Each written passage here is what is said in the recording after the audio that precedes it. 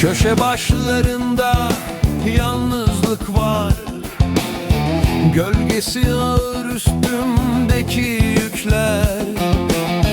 İlk gözyaşımda kaybolur her iz. Zaman yok, nefes yok yollarda.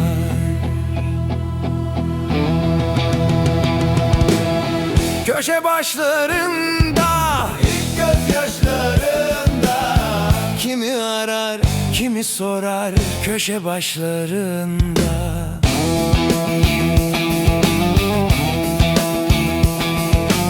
Ellerimde toz, avuçta bir rüya. Rüzgar taşır sözleri uzağa.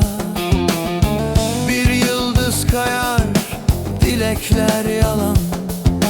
Gözlerim bekler, kim gelir anla. Sonsuz bir döngü, kırık aynalar. Köşe başında her şey yaralar.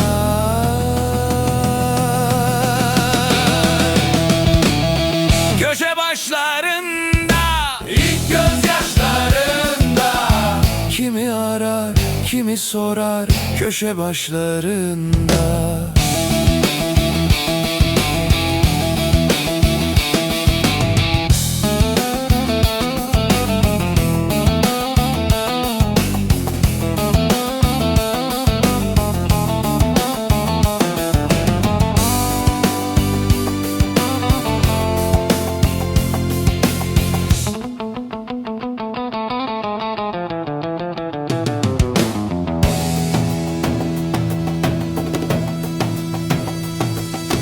Sokak lambası yanıp söner, karanlık şehri sessiz örter.